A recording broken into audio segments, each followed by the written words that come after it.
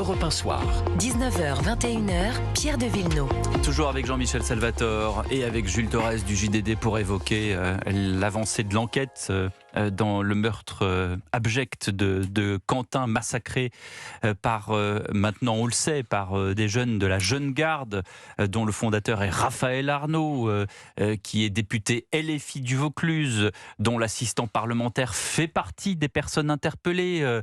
Et quand LFI prend la parole, ne serait-ce que dans l'hémicycle de l'Assemblée nationale, eh bien c'est toujours pour sa défense de dire qu'il n'y a pas de responsabilité dans ce meurtre, et c'est toujours pour remettre l'accusation dans l'autre sens. Écoutez Mathilde Panot, la porte-parole des députés LFI, qui dit que c'est d'une certaine manière la faute de Némésis, ce collectif de femmes qui était là, qui a déployé une banderole. Ils étaient une dizaine, Némésis, face à 30 ou peut-être plus militants qui étaient là pour accueillir Rima Hassan à Sciences Po Lyon. Écoutez Mathilde Panot.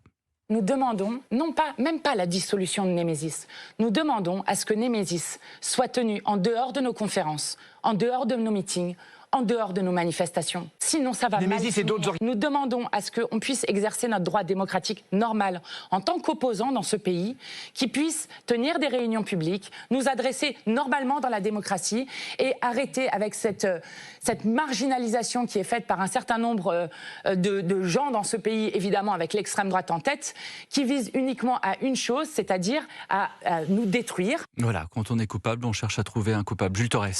Alma Dufour, députée de la France Insoumise, qui a été élue grâce aux voix d'Édouard Philippe et d'Horizon, dit à 18h47 aujourd'hui « Je mets mes deux mains à couper que le collaborateur de Raphaël Arnaud n'a rien à voir dans cette histoire ». 18h52, 5 minutes plus tard, le collaborateur de Raphaël Arnaud arrêté par la police dans le cadre de l'histoire. Donc, vous voyez bien quand même la manière dont la France Insoumise d'abord ment, parce qu'on sait très bien depuis le début que Jacques-Élie Favreau est impliqué dans la mort de Quentin. Est-ce que c'est lui qui a admis le coup mortel? Ça, c'est lui, et c'est l'enquête il le dira. Mais le sujet, c'est que LFI, depuis 48 heures, depuis 72 heures, est en train d'essayer d'avoir une sorte d'inversion accusatoire, d'inversion victimaire, pour dire en gros, si Némésis n'avait pas été là, Quentin ne serait pas mort. Ce qui est une inversion, mais absolument fallacieuse. C'est surtout si les nervis d'extrême gauche n'étaient pas là, que Quentin ne serait pas mort. Et c'est si la Jeune Garde avait été réellement dissoute et que ces nervis avaient été mis hors d'état de nuire, que Quentin serait toujours en vie. Voilà la réalité. La réalité, c'est que Quentin a été lynché, a été massacré par des gens de l'extrême gauche. Et c'est la raison pour laquelle, au contraire, au contraire de ce que vient de dire Madame Panot, que le ministre de l'Enseignement supérieur, Philippe Baptiste, a ce matin, chez nos confrères de BFM TV, dit que, il faudrait à l'avenir interdire des meetings, des conférences de Rima Hassan ou ce type-là de conférences. Jean-Michel Salvatore. Oui, et c'est vrai que ça vient un petit peu tard parce que ça fait un petit moment que Madame Rima Hassan fait le tour de France des universités et visiblement ça n'empêche pas le ministre de dormir. Je trouve qu'il y a une espèce de laxisme absolument incroyable et je trouve qu'au-delà de tout ça, on se pose quand même la question de ce qui peut se passer l'année prochaine si lors de la présidentielle, soit Marine Le Pen, soit Jordan Bardella, soit Bruno Retailleau étaient élus président de la République.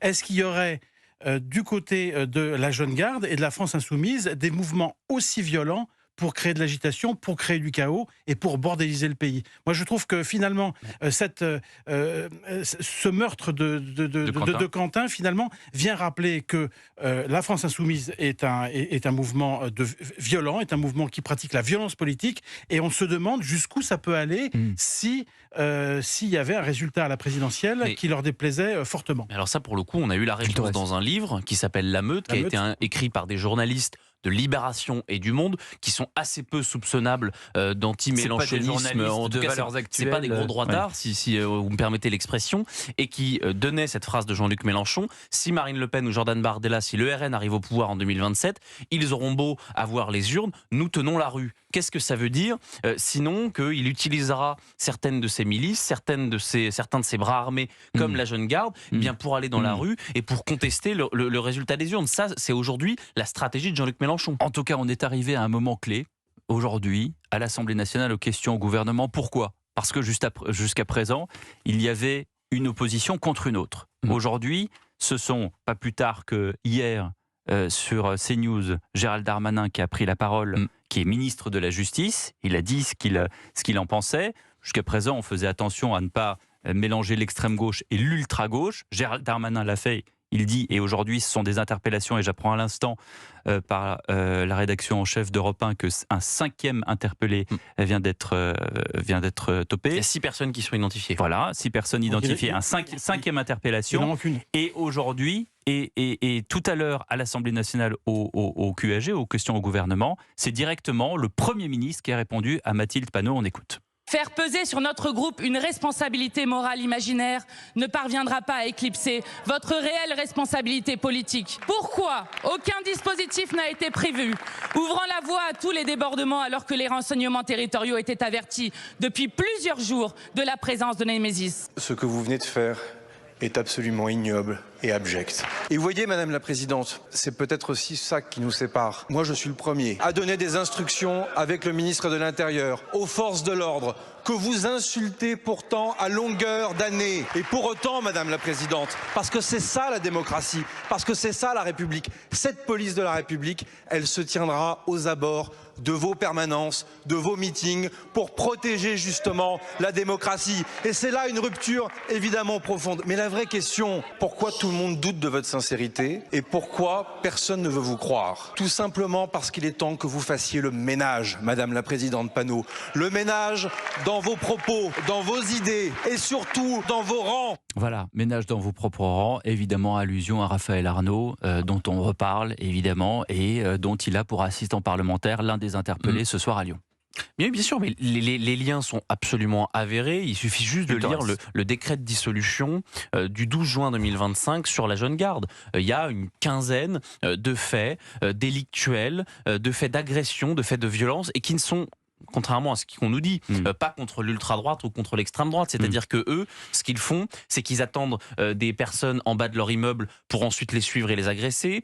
C'est qu'ils demandent à des jeunes de 15 à 18 ans, dans le métro, par exemple, dans le métro lyonnais, de se déshabiller pour voir s'ils n'ont pas des tatouages nazis. Ensuite, ils les tapent, ça cause des jours d'ITT. Voilà aujourd'hui la réalité de la jeune garde. Et dernier argument, parce que il y a actuellement une mise en examen pour 8 membres de la jeune garde qui, en marge d'une réunion de Rima Hassan l'année dernière, s'en sont pris à un jeune juif de 15 ans, l'ont obligé à crier « Vive la Palestine » dans la rue, sous prétexte qu'il pensait qu'il appartenait à un groupement sioniste. Voilà la réalité de la jeune garde. Et ils l'ont tabassé, ils l'ont lynché. C'est sidérant. Merci beaucoup, Jules Torres. Bien sûr, on continue les débats sur ce sujet et sur d'autres. Yvan Rioufol sera avec nous. La Révolution des oubliés, son dernier livre chez Fayard. Restez bien avec nous sur Europe 1. Europe 1 Soir, 19h, 21h, Pierre de Villeneuve.